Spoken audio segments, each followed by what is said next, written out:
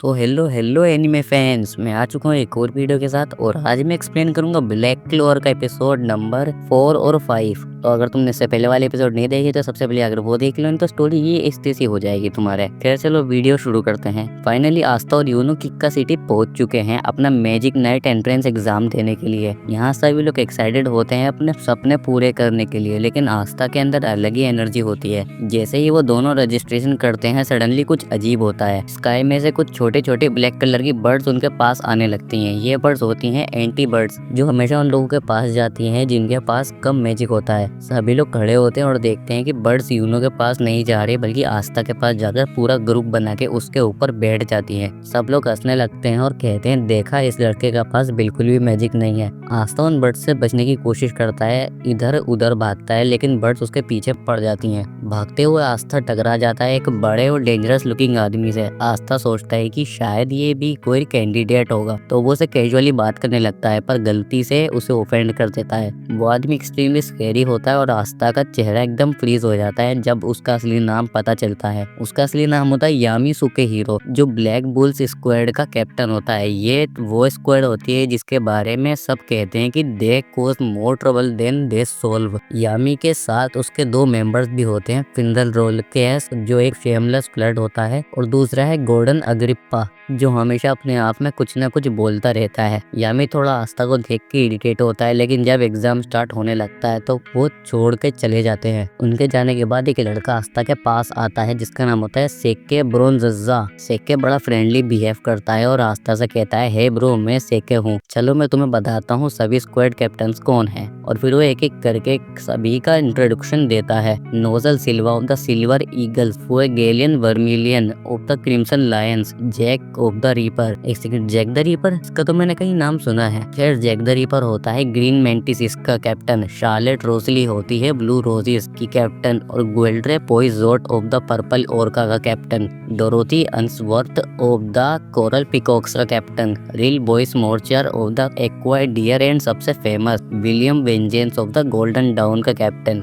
और इतना डिफिकल्ट नाम क्यों है भाई ये, जो स्ट्रॉन्गेस्ट स्क्वाड मानी जाती है। एग्जाम ऑफिशियली स्टार्ट होता है, सब कैंडिडेट्स अपनी जगह खड़े हो जाते हैं और मैजिक नाइट्स के टेस्टर्स उन्हें अलग अलग टास्क देते हैं, like flying magic with target shooting और spell control test. Yuno easily हर टेस्ट में टॉप करता है, उसके मूव्स स्मूथ और कॉन्फिडेंट होते हैं। दूसरी तरफ सेके भी अपने ब्रॉन्ज मैजिक से काफी इंप्रेसिव परफॉर्मेंस देता है, लेकिन आस्था हर टेस्ट में फेल हो जाता है क्योंकि उसके पास मैजिक ही नहीं है। वो पूरी कोशिश करता है अपनी बॉडी स्ट्रेंथ से कुछ दिखाने की, पर यहाँ सब कुछ मैजिक बेस्ड होता है। टेस्ट के बीच में एक और सीन होता है। नोजल सिल्वा क्वाइटली जगह से निकलता है और नोएले सिल्वा से मिलता है। नोएले उसकी छोटी बहन होती है, लेकिन नोजल उसे बोलता है कि वो पार्टिसिपेट नहीं करे क्योंकि वो ऑलरेडी एक स्क्वाड में सिलेक्ट हो चुकी है। साथ ही उसे इंसल्ट भी करता है कह के कि उसका कंट्रोल वीक है। फिर वो अभी ना कुछ कहे और बोले वहाँ से चला जाता है। सभी छोटी छोटी टेस्ट के बाद फाइनल राउंड अनाउंस होता है। अब हर कैंडिडेट को एक पार्टनर चूज करना होगा जिसके साथ वो फाइट करेगा। ये फाइट डिसाइड करेगी कि तुम्हारा सिलेक्शन किस स्क्वाड में हो सकता है। तभी सेके आता है और कहता है मैं तुम्हारा पार्टनर बन जाता हूँ। आस्था खुश रहता है और कहता है थैंक्स ब्रो, लेकिन उसे नहीं पता होता कि सेके का असली प्लान कुछ और ही है। फाइट स्टार्ट होती है, सब लोग एक्साइटेड होते हैं देखने के लिए कि मैजिकलेस लड़का क्या कर सकता है। सेके कॉन्फिडेंट टोन में कहता है तुम लगी हो आस्था, तुम मेरे जैसे टैलेंटेड लड़के के सामने लड़ोगे, मैं तुम्हें एक ही हिट में हरा दूंगा और फिर मुझे बेस्ट स्क्वाड में एंट्री मिल जाएगी। ये बोलकर वो bronze magic cannon bone attack करता है,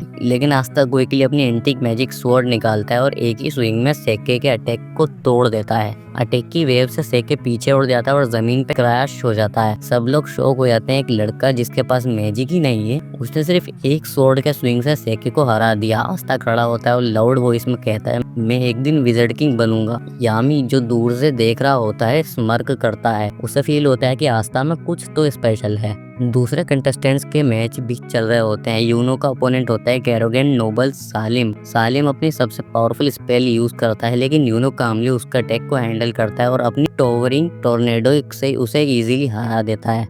एग्जाम खत्म होता है, टाइम आता है स्क्वाड कैप्टन्स के सिलेक्शन का। हर कैप्टन अपनी पसंद के कैंडिडेट्स को सिलेक्ट करने लगता है। जब यूनो की बारी आती है तो सभी कैप्टन्स एक साथ हाथ उठाते हैं, हर एक स्क्वाड उसे लेना चाहती है। ये सब देखकर सब लोग शौक में होते हैं। Yuno finally Golden Dawn squad में चूज करता है, जो सबसे पावरफुल मानी जाती है। फिर आस्था की बारी आती है, सब शांत हो जाते हैं, कोई कैप्टन हाथ नहीं उठाता, साइलेंस छा जाता है हॉल में। तभी यामी उठता है, उसका स्कैरी ऑरा पूरे हॉल में फैल जाता है। वो सीधा आस्था के पास आता है और कहता है, तेरे पास कोई मैजिक नहीं है, कोई भी कैप्टन तुझे क्यों चूज करेगा? तू सोचता है तू विज़र्ड किंग बनेगा? आस्था घबराता नहीं, सीधा आंखों में देख के कहता है, मैं कितनी भी बार फेल हो जाऊं, मैं कभी रुकने वाला नहीं हूँ, मैं एक दिन विज़र्ड किंग बनूंगा। ये सुनकर यामी के चेहरे पे एक हल्की सी स्माइल आती है, लगता है तेरे अंदर गट्स है छोटे। फिर वो कहता है, आस्था तू कब ब्लैक बुल्स स्क्वाड में ज्वाइन करेगा? आस्था एकदम एक्साइटेड हो जाता है, सच में मैं मैजिक नाइट बन गया। सिलेक्शन के बाद आस्था और यूनो एक दूसरे से मिलते हैं, दोनों एक दूसरे को विश करते हैं, लेट्स सी कौन पहले विज़र्ड किंग बनता है। फिर आस्था रेस्टरूम जाने के लिए निकलता है। उधर सेके, जो अपनी डिफीट के बाद एक लो रैंकिंग स्क्वाड में गया था, बदला लेने के लिए आस्था के पीछे जाता है। वो एक पॉइजनस लिजर्ड बनाता है ताकि आस्था को अटैक कर सके,